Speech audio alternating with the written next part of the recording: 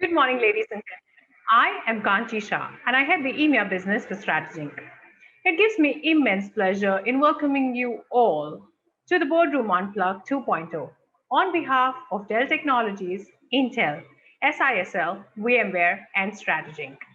The Boardroom Unplugged is a virtual conference addressed by eminent industry thought leaders. Over the next 3 hours, we look forward to high impact conversations and immensely valuable business insights. We appreciate you taking time off your busy schedules to join us today. Ladies and gentlemen, we would also urge you to make the best use of today's virtual conference platform.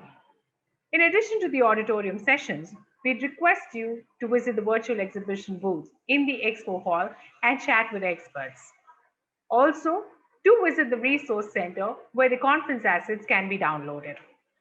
The networking lounge is available for you to meet and interact with your peers. And should you need any further assistance, please do not hesitate to visit the help desk where a member of Team Strategy will be happy to help. With that, ladies and gentlemen, we'd like to kick off today's session, and I welcome Mr. Manish Gulati, Director, Corporate Sales, Dell Technologies, to deliver the keynote address. Over to you, Manish.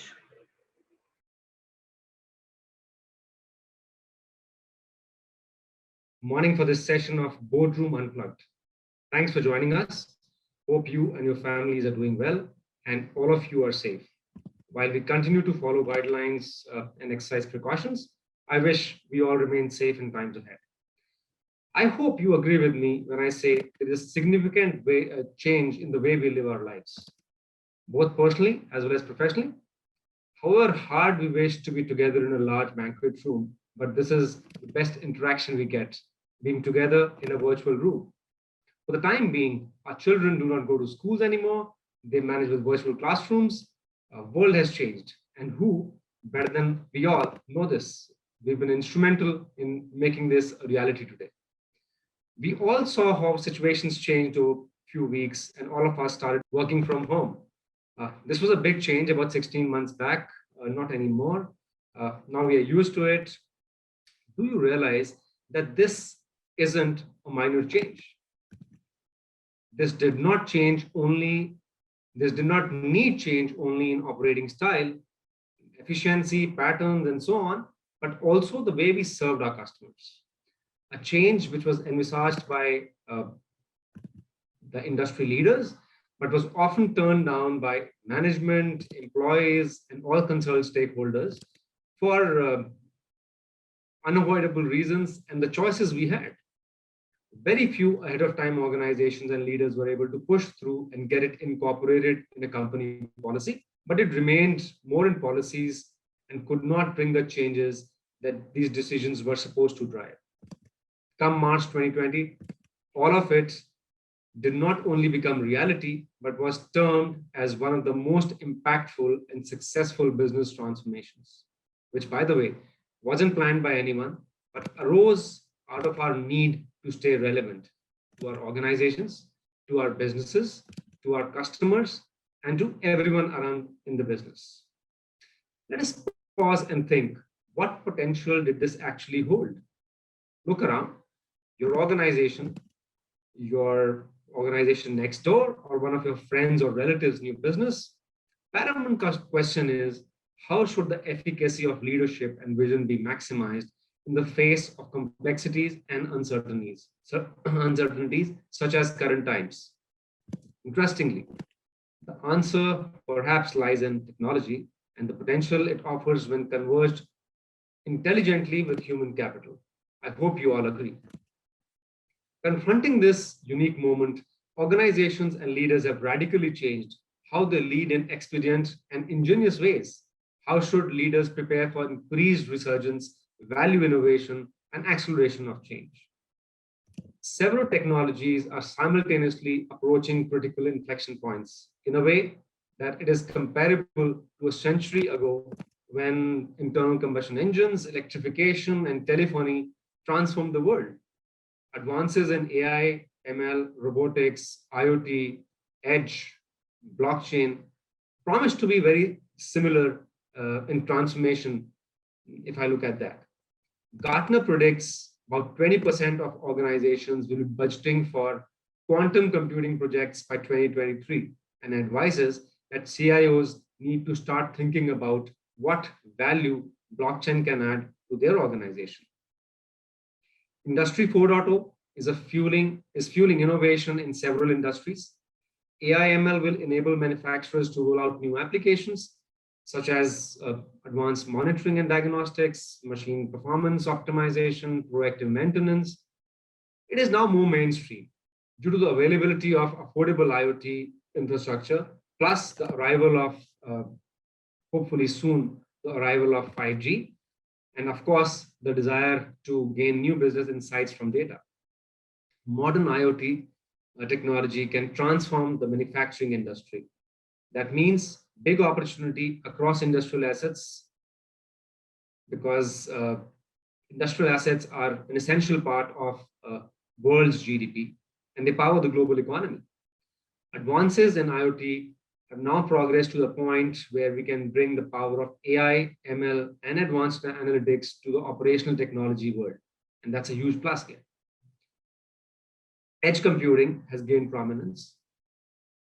And referring to a report by Juniper, in which analysts predict about 46 billion active industrial IoT connections by 2023. This growth will be driven by edge computing services that enable these billions of sensors embedded in buildings, production lines, supply chains, to process information and analyze data, which is collected rather than sending it to a centralized location, such as your data center or cloud for processing. If organizations can provide the same capability at the edge of the network, it transforms the entire value proposition. It's cheaper, more secure, delivers low latency, hence better for business. If you look at retail, the shift from offline to online is visible, and organizations are putting force behind getting customer attention.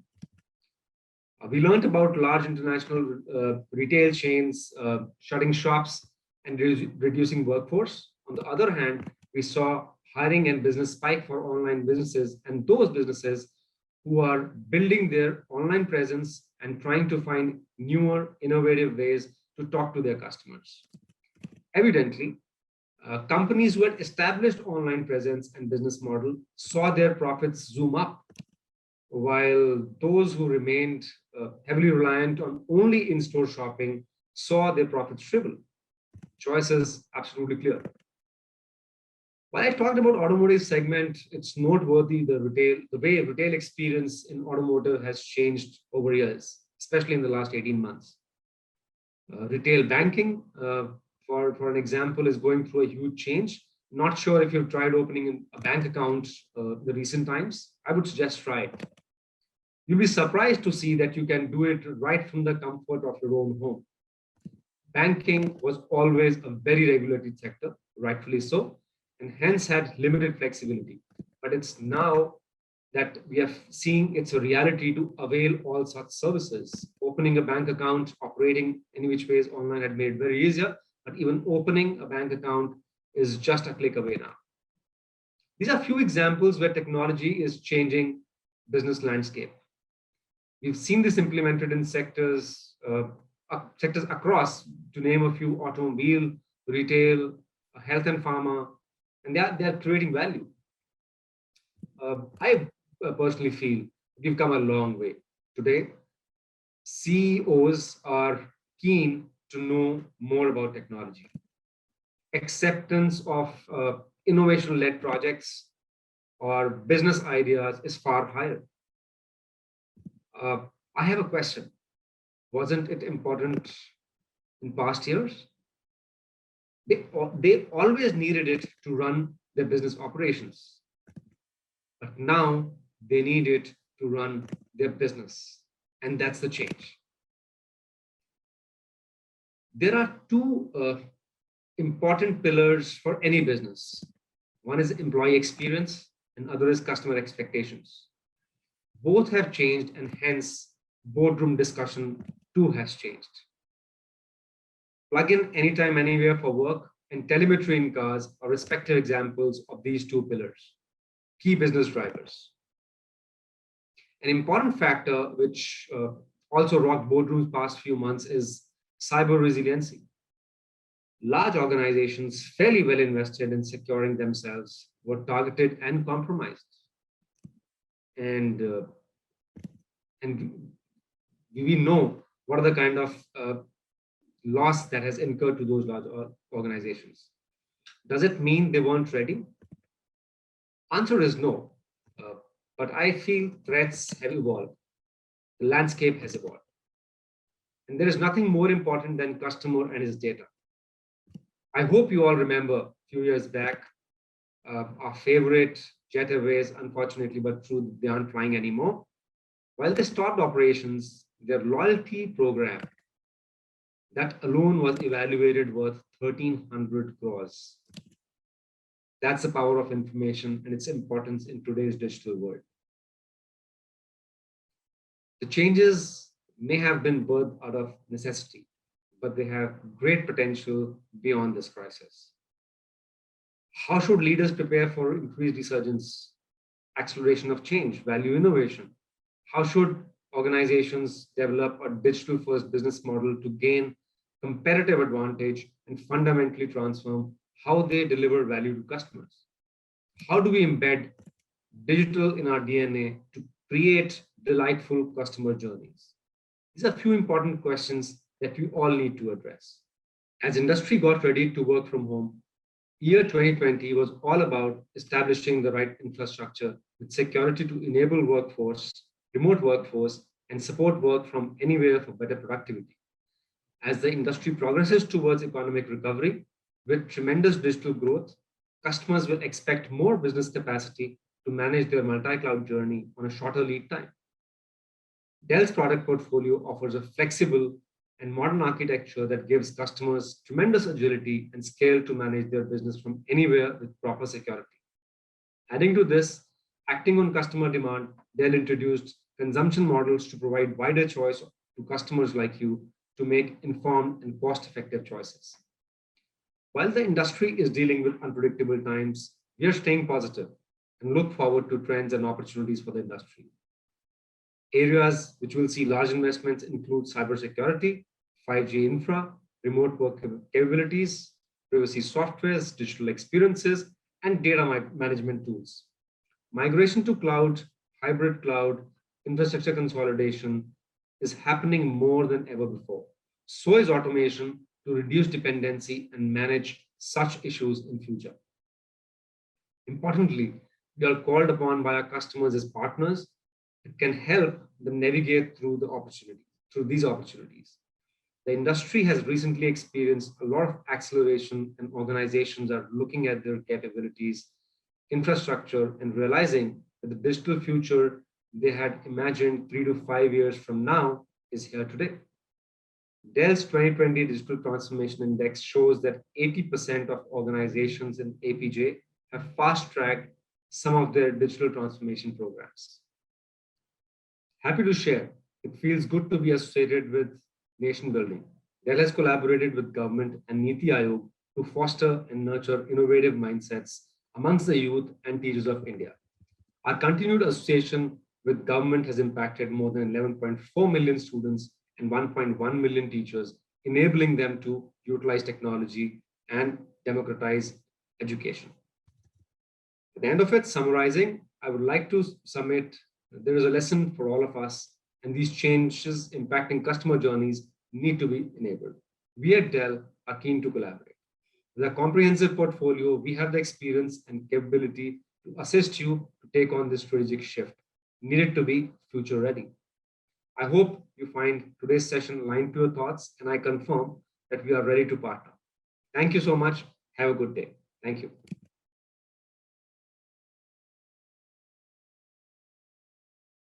Thank you very much, Manish, for outlining how leaders should prepare for increased value innovation, resurgence, and align themselves to change, and how these strategies have now become a pressing priority within the boardroom conversation.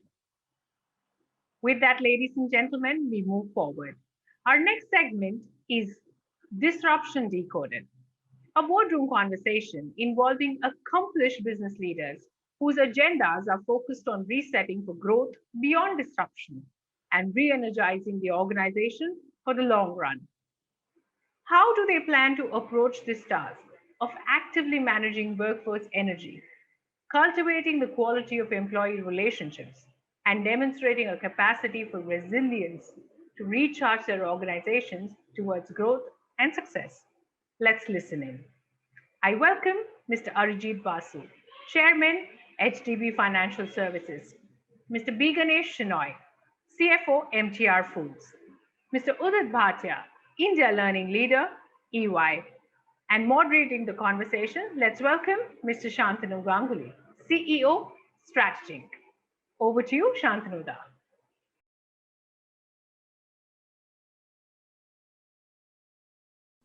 Good day, everyone. This is Shantanu Ganguly, CEO at Strategic. And on behalf of Strategic, Dell Technologies, and SISL Infotech, I am privileged to extend a very warm welcome to all of you in today's The Boardroom Unplugged. Transformative technologies are entering the workspace at exponential speed and bringing the change businesses need to not only survive but to thrive. We have no choice but to continually adopt and embrace new technology led business innovation and transformation. And that's the whole concept where we have assembled together in a boardroom format today with three very eminent experts to tell us more how to decode a disruption and turn adversity into opportunities, and also to to share experiential wisdom and boardroom best practices. I warmly welcome uh, Arijit Basu, Chairman, HDB Financial Services Limited and former Managing Director, State Bank of India. Welcome, Arijit. Thank you. Uh, Ganesh Shenoy, Chief Financial Officer, MTR Foods Limited. Welcome, Ganesh. Thank you again for joining today. And last but not the least, Udit Bhatia, India Learning Leader at Ernst & Young. Thank you, Udit, for joining us today. Thank you, Santanu. Thanks. Pleasure, gentlemen. I think in next 30 minutes or so, we look forward to a wonderful, very enriched conversation and discussion with all of you. So I'll begin this disruption decoded session of Boardroom Unplugged with Arijit, seeking his thoughts. Arijit, given the ongoing global disruption, which we all realize is here to stay for some more time, what you think industry captains should typically do or be doing towards building maximal resilience and a future-proof business environment? Right. Thank you very much, Shantanu, and thanks for the opportunity to be in this boardroom. Thanks, Strategic also, and wish you all the best. I'd like to sort of segregate your question into two parts. So when you say disruption, I think you are primarily referring to the current disruption, which none of us have seen in our lifetime, brought about by COVID. And that we don't know how long it will go. Still, the world is not clear. It can be there for 1 year, 2 years. But I would think that disruption is part of the ecosystem in which companies need to operate, COVID or no COVID. So I think the first part of my answer I'd like to address, keeping COVID aside. We will, of course, in the course of this conversation, touch upon what COVID has brought about and what are the other changes that need to be made. So if you look at any company over the last, we don't know this revolution of information technology and communications. If you look at the history of revolutions across the world, starting from fire and so on and so forth, industrial revolution, it's debatable whether it's the most significant, but without doubt, it is the most quickening, the thing which disrupts current situations the fastest. Industrial revolution also, it took some time, for things to settle down, for companies to come about. But here disruption is very fast. And unless you are able to actually understand what the disruption is, First of all, you have to understand the context in which your company is operating. So whether you are in the board or you are in the top management, you need to first understand what is it that your company needs to do. And as you know that you have to be able to understand which of the technology transformations. Everyone nowadays is aware that sky is the limit. If we, and in a lighter vein, when you talk of sky, you talk of cloud, you talk of blockchain, you talk of so many other things, artificial intelligence and so on. But everything is relevant and can be relevant for your company, but you need to understand which of the ones are the ones which can impact you over the next 3 to 5 years. Because when you are in the board, you have to look at both the short term as well as the next 3 to 5 years. And how best can the company understand this and adapt to this? So this is also well understood. I think all wise board members try to strategize forward, and it is always to some extent in the dark, because you cannot imagine what kind of disruption people will bring, and what new developments will take place in the market, and so on and so forth. So there is only one, because initially we would like to just give the outline of what our thought processes are. When you do this, especially for established companies, I have had that experience in a large company like State Bank of India, or even if it is not so much of a legacy company like State Bank of India, but even the new companies which have come up in the last 10, 15 years, they need to be very aware as to how they can get disrupted. So what are the changes? And when you need to do that, you have to have an innovative environment within the company, right? And this is the toughest part. And how do you make sure that you protect your current revenues? I'm sure Ganesh will speak about that, being the CFO of a large company. So how do you ensure that what you are innovating and what you are trying to build in your company doesn't disrupt it to the extent that you don't, your current revenues because you are most likely to be a listed company or being invested by who want immediate results, who want results over the. So in that, one of the models, there are hundreds of models across the world, eminent people have written. One which I found to be fairly useful, and to some extent you can use even without formally saying that you are using it, is something which I had read about called the 3-box strategy, so which helps you to, Mr. Govindrajan's strategy, which helps you to say that there are 3 boxes in which a company has to operate. There has to be an innovative box which allows people in the company to innovate, where they are kept free from all the hierarchical constraints, all the constraints about delivery and stuff like that. That is the new box, if I can call it that. He doesn't call it that, I think. Then there is the existing or old box, which runs the company. And you can't afford to do away with that practically if you are a growing company. And it is the second box, which is how you transition some of the old legacy stuff you slowly discard and bring in from the new box and create the second box, which is the new company which goes forward. Very easy to say, not easy to always deliver.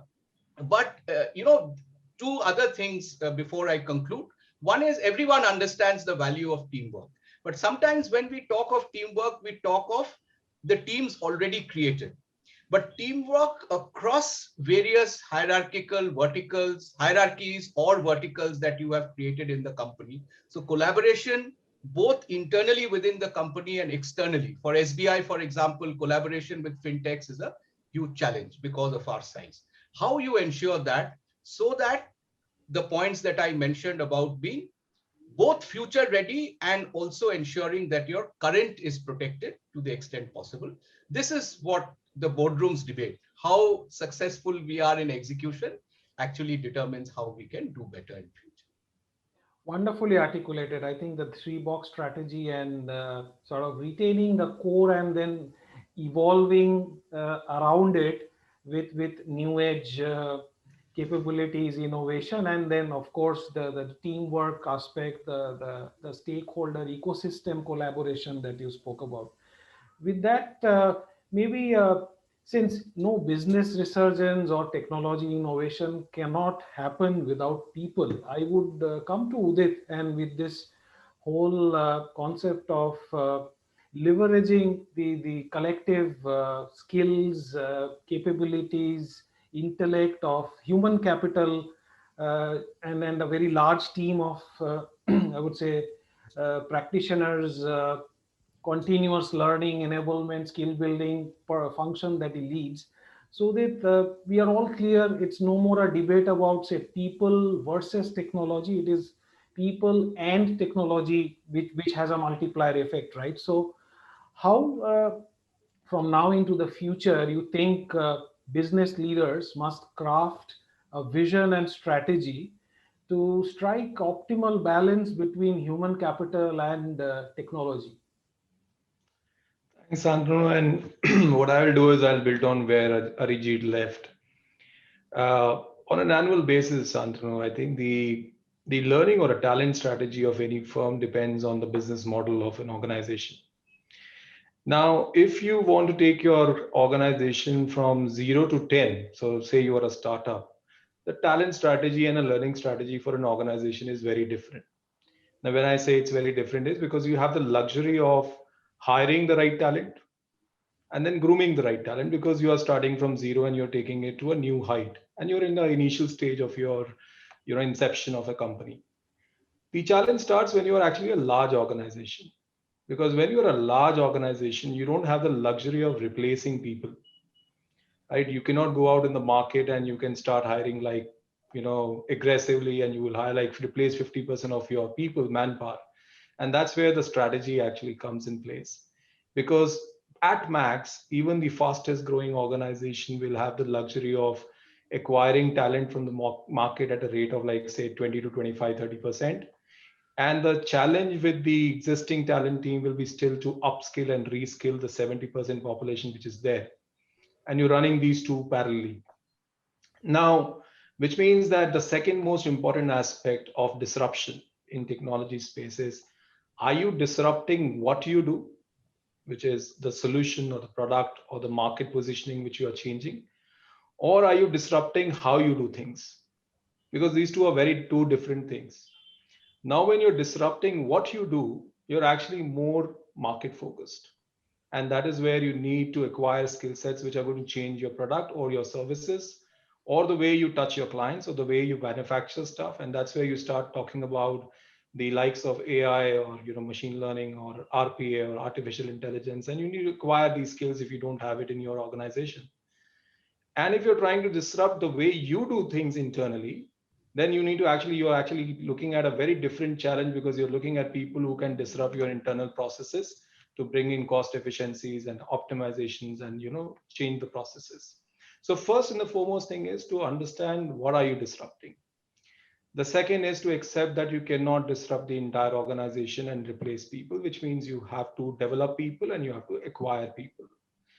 The third challenge which any organization normally today feels, or maybe they need to really cater to, is, does your team understands this? Right? Most of the time, the support functions, they don't understand the 3-year vision or the 4-year vision or a 5-year vision, and why certain disruptions are happening. How is it going to impact the talent strategy? How is it going to impact the learning strategy? When we go to campuses and we hire youngsters, why are we looking at certain set of skill sets, and how they are going to actually get included in our culture of an organization? Now, say that you have an answer to that and you start having the right mix of people and you have a good talent acquisition strategy. The idea is then you need to create a culture. Technology is a culture in my understanding. Now, 4 years, 5 years back, if you just talk to any large organization and say, we're going to disrupt and we're going to probably start training people on a simple skill set like Power BI, it's analytics. They'll say, we don't need it. We are very conventional people. We don't need Power. We are very happy with Excel. Today, if you go and say, we're going to teach you on Excel, they're going to say, okay, Excel, I know, just can you please take me to the next level?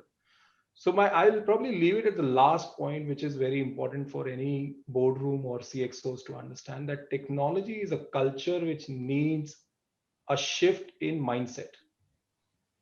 When I say a shift in mindset means that a simple, for example, a vision exercise or a vision, you can say example, every person in an organization should get at least one future skill, whether it is digital analytics, cyber, or technology, whether it is awareness of digital analytics, cyber, or technology, or it is application of digital analytics, cyber, or technology. Now, that is when the cultural shift happens.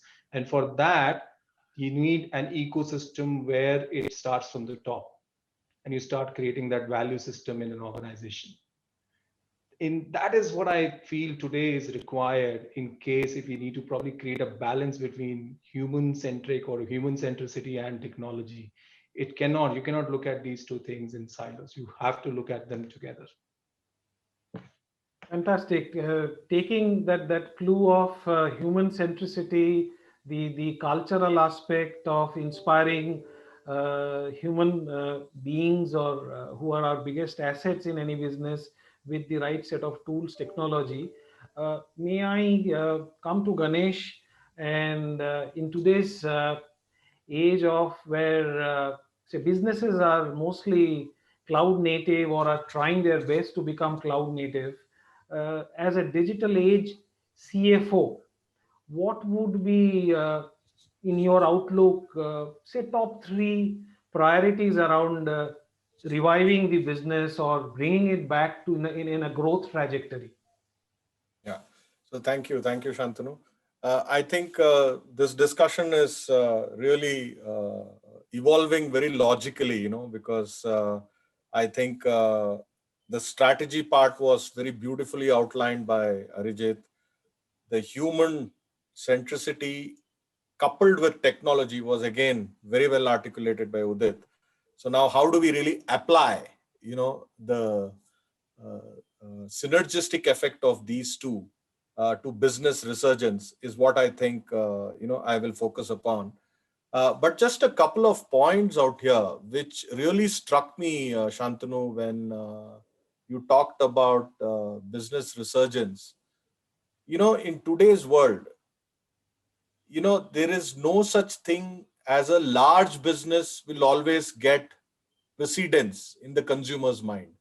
Even smaller businesses can actually give a run for the money as far as large organizations are concerned. And there are lots of examples out here, but just one example which stuck in my mind was HUL had this large deodorant brand called Axe. And frankly speaking, there were a couple of other brands which was Fog, which really turned the tables on Axe. There is this other deodorant brand called Wildstone. These are all small brands, but the kind of impact it had on HUL. And there are examples replete, right? You have Surf, which was actually really the dominance was questioned by Nirma and a whole lot of other brands in Gadi. But the point which I'm trying to make is the cloud solutions have actually become a major disruptor, in the way businesses are being run. And why am I saying this? Because 10 years back, large businesses used technology as a differentiator because they invested in ERP, they invested in top of the line analytics platforms, a whole lot of things they invested, and that gave them the edge. But today, smaller businesses riding piggyback on cloud solutions, they are actually leveling, the playing field in a big way. And this level playing field is a big challenge for all businesses. And I think, in my view, the way we can counter this level playing technology is where I think I'll borrow that phrase from Udit, where the people and technology cadence, the rhythm between people and technology will play a role. And how can we do this? By providing agility and through actionable analytics to the front end field sales team. Because if they know which are the SKUs that move fast, which are the SKUs that need to be really pushed, I think you will have a much more higher sales productivity. And the second part of it is, we sometimes miss out on this. listening to the consumer, because today's, while all of us depend on technology, the consumer has also adopted technology.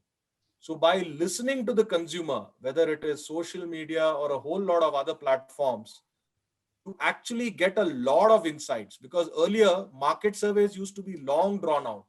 You never used to get the results timely. But today, using social media and a whole lot of digital analytics, you can actually tap into the consumer insights in a big way.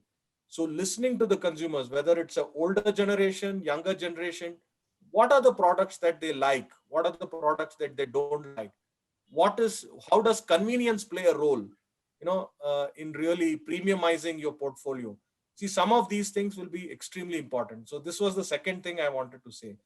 The third is, by adopting technology, the larger businesses, because of the talent that they have and because of the insights that they gather, it's not just about leveraging the insights for your internal stakeholders.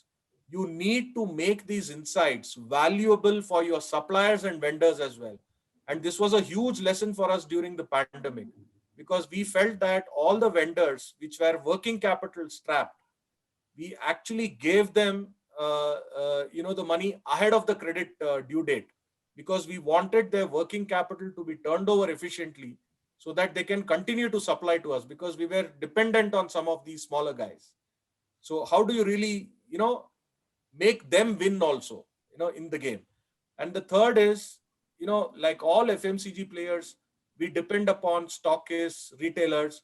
How do you really make them also win in the bargain, using digital platforms and, reducing their working capital, helping them generate, better profits. And at the end of the day, even consumers, how do you really connect to the consumers?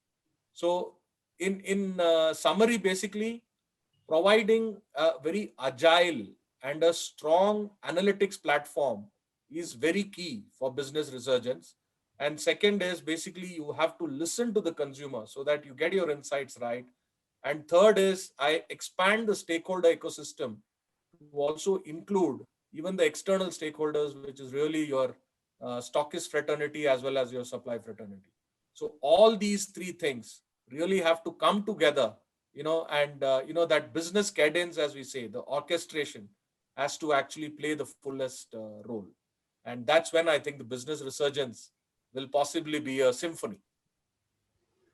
Terrific. I think I'm sure our audience is thoroughly enjoying this conversation when we have a digital age CFO personally championing technologies such as cloud computing, talking about a digital platform, talking about analytics, and talking about digitally engaging with all possible stakeholders, be it upstream suppliers, downstream customers, and distributors, I would say retailers, everybody combined. So this is where we blend in Udit's concept of the cultural shift and strategic thinking, and then embedding digital in our DNA of a business ecosystem, of a thought process overall, and combining with Arijit's three-box strategy, where you don't disrupt the core, you build the new age agile digital capabilities surrounding the core, and then drive digital collaboration with both. I think all of you touched upon. So maybe with this sort of, I would say, round one conversation summary, Udit, if I may come to you, and sometimes this has struck me when I consider myself or put myself on the shoes of an employee of a particular organization, where on an ongoing basis, based on my job role, functional priorities, basis sometimes my manager's mandate, I have to undergo certain trainings, education, learning on a annual, broken down to quarterly, broken down to monthly, sometimes weekly learning intervention, right? And some of those leads to certain certification, formal recognition of a skill level enhancement, etc. But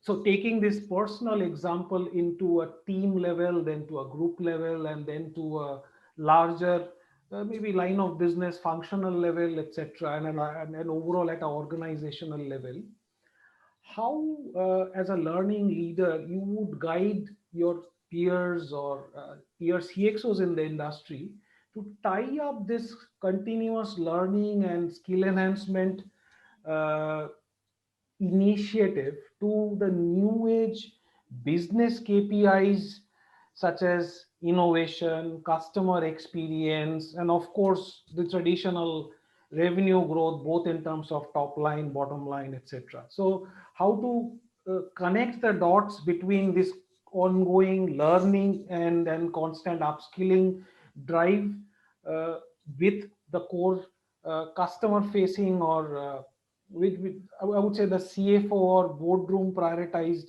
revenue agenda. So I'll probably give you three parts to this, Santanu. First and the foremost thing, in my experience, what we have, at least from what I've limited experience I have in my 2 decades of learning experiences, the boardroom or the CXOs or the leadership team needs to first define, do they really need a change? I think that's the number one question which the leadership team needs to answer. And why I say this is because, sometimes, even today in the industry, we only focus on people who actually just need that skill. Whereas the shift is required, like I said in my previous section, that the shift is required in the culture of looking at technology from a different lens. No more a person who's probably working in either in a back office or a back end operations team or front end sales team or anywhere. They cannot say that this is something I don't need. So first and the foremost thing is the organization needs to see and realize, do they need a change in the lens, the way they look at learning? The conventional lens of learning is all about behavior, soft skill, leadership, and coaching. So that is something which needs to be now added. There are things which needs to be added to this spectrum of learning in an organization, that learning or holistic learning is, and a person needs soft skill or behavior skills, leadership skills, coaching. And on top of that, they need technical, digital, analytics, cyber, technology, and industry orientation. And why I said industry orientation is because if you really look at technology, every industry, the technology intervention is very different. Correct. When you take an oil and gas section, or you take a healthcare department, or you take telecom sector, you take BFSI sector, the application of technology, digital analytics, and cyber, or this agenda is going to be very different. So number one is, if the organization feels there is a need to change, they need to relook at their learning agenda. If the learning agenda is disintegrated and the technical aspect of the business is given to some 100 different people who decide what needs to be trained or what people need to be trained on, that needs to be integrated. Because I'll tell you why this needs to be integrated is because a learner today needs to see his entire learning agenda, and he needs to decide this year, because I'm trying to upskill or reskill myself. Say this year, Udit, as a person, I want to reskill myself. Now, in this year, I probably need more skills in the RPA space. Today, I don't need a lot of skills in the, say, conflict management space. I need more skills in the RPA space, because if I don't do it this year, I will probably be outdated.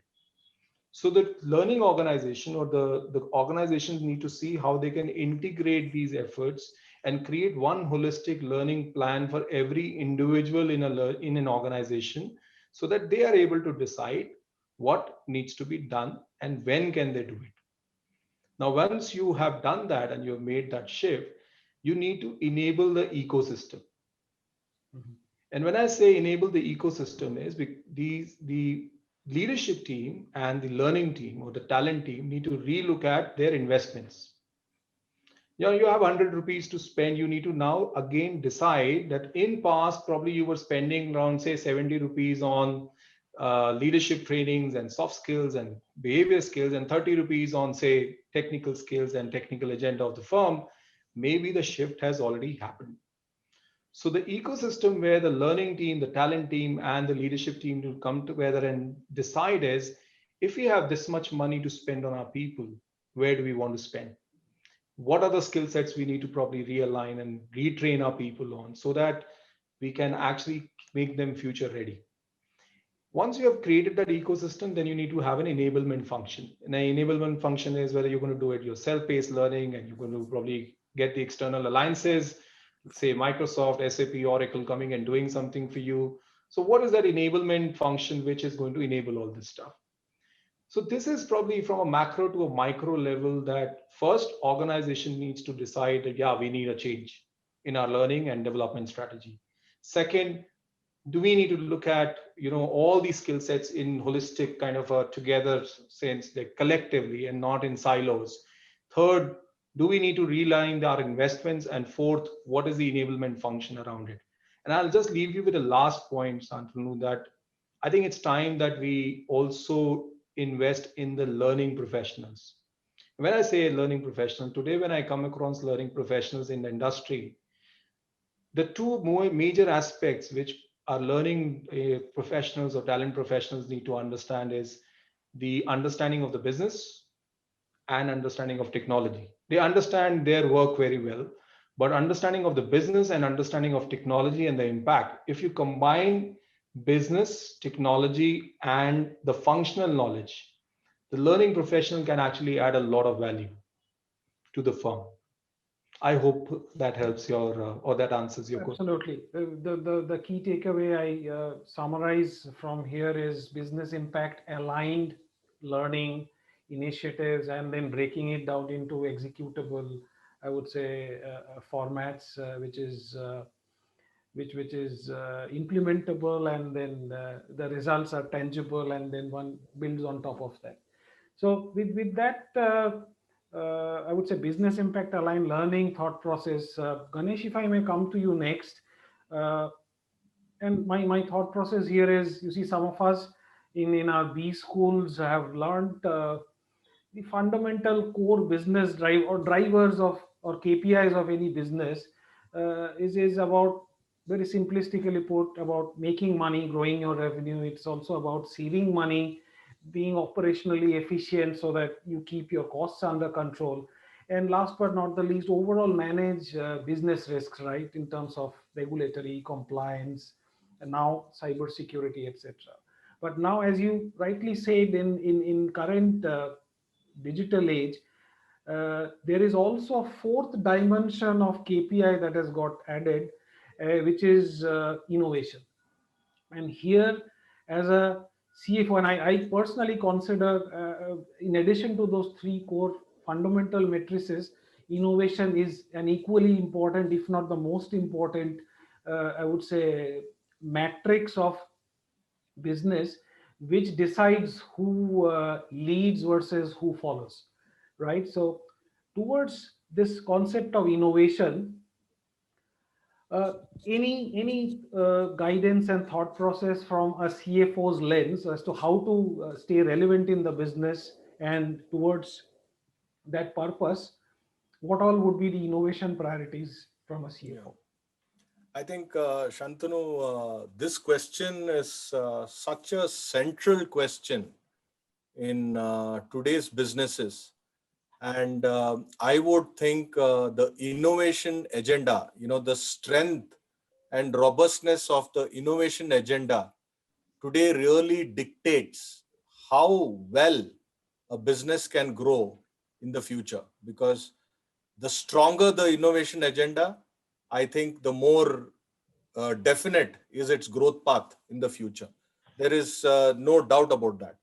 But let me add a few different colors to this word called innovation, because generally innovation is associated with product.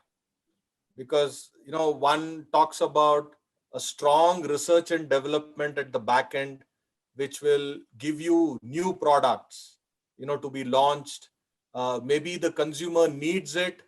What we call the unmet need of the consumer is incited, R&D develops it, and then you launch it with great success. And let me illustrate that with an example. Apple phones, for instance. Nobody really expressed a need for an Apple phone, which merged the phone's capability as well as a music platform, as well as a camera. It was a synthesis of all the needs which the consumer never expressed. But let's take this idea a bit further. What did Apple do? After they innovated on the product, they actually rethought the supply chain completely. I think we have not, most of us in the business have not given them that recognition that whatever innovation they have leveraged to launch a product, the same degree, if not more, they have actually brought that innovation of supply chain, because not a single phone is manufactured in their own facility. Everything is outsourced. Now, such a large global scale business, if they have been able to actually leverage an outsourced chain, and for a high tech product like a phone, I think that to my mind is a great tribute to the innovation culture that Apple really follows. And a leaf out of this book has actually been taken by a lot of other, I would say, manufacturing organizations who have rethought their supply chains. Like today's, whether you call it Amazon, Flipkarts, all these e-commerce chains that you have, has really deepened the markets for a lot of young companies. Earlier, all of us FMCG companies had to spend a lot of time and effort setting up distribution networks. You had to appoint stockists, you had to actually appoint retailers and all that. Now, with the click of a button, you are actually able to hop on to an Amazon platform, which actually accelerates some of the startups. They have a lot of startup programs, whether it is Amazon, Flipkart, or any other e-commerce company. So what I'm trying to say is, innovation is not just about product, it is also about supply chain. Now let's get into another dimension. Even processes, systems can be innovated. Business models can be innovated. And we seldom talk about it because, the speed with which you are able to understand the consumer's needs, and the speed with which you are able to convert his need into a product or a service and deliver it to him at a good value proposition, I think will possibly transform a business and put it on the accelerated growth path. So it's not just about product, it is also about your back end, it is also about your process, it is also about your systems. Now let's come to the human dimension. Even HR today, I can bet in the next 5 years, it's going to change dramatically, because today's younger employees actually work on 3-4 different assignments. We may not know about it, but all of them are working. They are part of the gig workforce. They do a lot of programming by the side. They do a lot of, I would say, even chartered accountants may do some tax work. I will probably not be wrong. So what I'm saying is, the younger employees are really drawn to this. They need challenges. If we actually straitjacket them into a role, they're not happy. You have to give them challenges. And you have to really, therefore, build your innovation agenda to offer challenging roles, to these younger lots, so that you can actually bring that value back into the business. And as we call it, you should really sharpen the innovation saw. And last but not the least, innovation, even in our underlying systems, it's so important because, all of us deploy a lot of ERPs, a lot of MIS systems, and we collect a lot of data. But that data, it is important to us, but it is equally important to the guys who are actually giving you the data. Just to give you an example, what we call the inverted pyramid. You are collecting a lot of data, but the same analytics based on the data that you collected is very useful for your customers, useful for your stockists, useful for your retailers to really build their business models. So I think innovation is all about the complete ecosystem. It's not just about your product. It's also about your systems. It's also about your processes. It's about your business models. It's also about how you run your people and give them challenging roles. And, I think this should also probably drive, most of us larger organizations into looking at different structures. I was fascinated by how TCS morphed themselves, from a large organization. They have so many mini structures within the organization. And that's also an innovation because each of them is a CEO. They are driving business further. So I would think uh, innovation is probably used only in the context of product, but we really have to recognize it for its full worth, which is across the business value chain.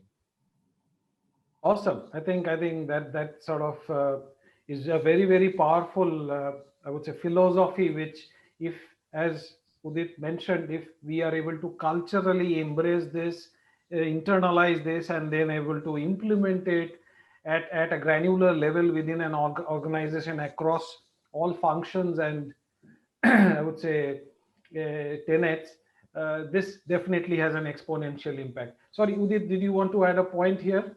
No, I was just wanted to add that I love the way Ganesh mentioned, and I can totally second that.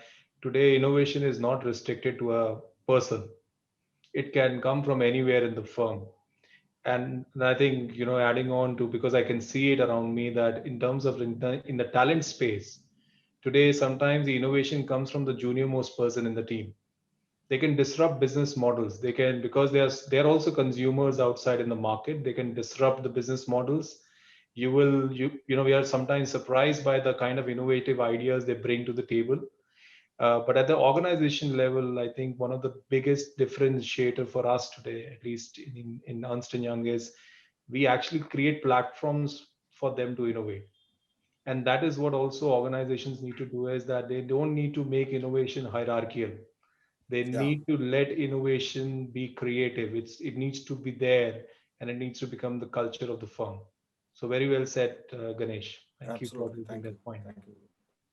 Well, I have an eye on the clock, but before we sort of conclude, Arijit, definitely I want to come back to you and touch upon this topic of today's hybrid world, right? So disruption, the unprecedented disruption we all experienced over last 18 months, uh, possibly has accelerated in each of our sphere of work and even personal lives, our journey into embracing hybrid. So we have learned how to work from anywhere, leveraging multiple devices, leveraging diverse modes of connectivity, collaboration, efficient ways of still doing, and then maybe over delivering on our scope of work, etc.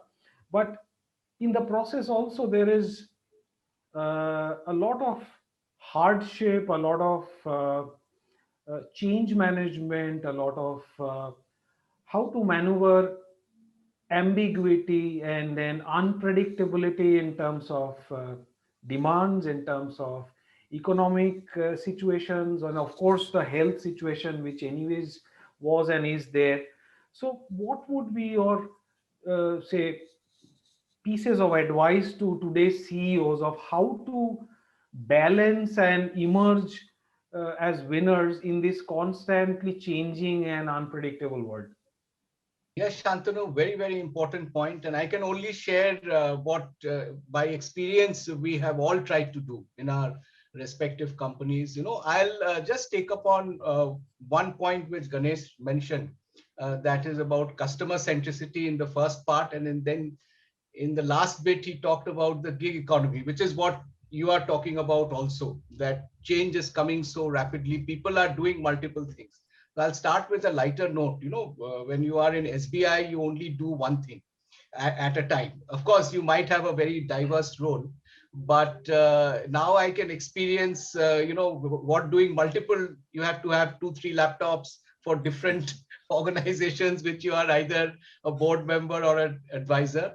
But today's generation is very, very comfortable with that. So we start with a level of a degree of comfort, But that does not mean that they do not need support and mentoring. And that is what is leadership here comes into play. Leadership is a very loosely used word, who are great leaders and all, and I'll not get into that. But it is in difficult situations when people need support.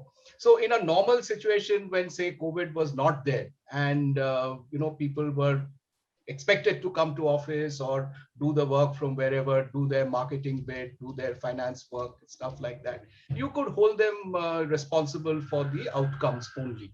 But now the very fact that they have taken trouble to keep themselves safe, and banks, we experienced it, banks and financial institutions also, they were constantly exposed to the outside world. They had to go to office, and not necessarily understood. Of course, the doctors and medical workers have led the way along with municipality, police, etc. But large number of people in the financial services industry as a whole suffered, lost their lives and things like that. So that is where but banks have performed, financial institutions have performed. So how is it, who are the leaders and what have they done to give them that support and succor? That is where your leadership skills come in at this point in time. So I think that is the principal thing that I will say when disruption is due to an external agency.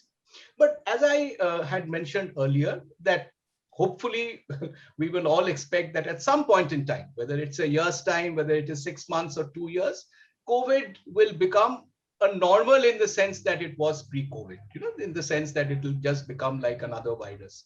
At that point in time, disruption will still continue. And there, I think I will come back to what Ganesh said about customer centricity, where, customer centricity means, I'll take one simple example of what can succeed when you are handling change. So again, this has been accelerated by COVID, the UPI payments, for example. This was picking up from 2015-16. But why is it successful today? From a few millions, now billions of transactions happen on the UPI platform, outstripping NEFT and RTGS. It happens simply because of the entire beautiful design that you have. It's so simple. You meet each other, you have a mobile phone, you just say that you have a Google Pay or whatever you are using, the other person has that, and then it is actually a matter of seconds, the convenience and the customer centricity. Same with learning, because our session here is covering various aspects of what the boardroom needs to look at in the age of technological disruption, and Udit has at length covered what is required for learning. But I will add one point to the internal learning that he has so rightly spoken about, and that is external learning. That is, when we are changing, now who should be the first person to lead and explain to the customers what is a good service or product for them. It is, in the case of banks, we understand it, we talk loosely of financial literacy, but that is very important. And financial literacy is not just for a villager who's staying in a remote village. It is for every one of us.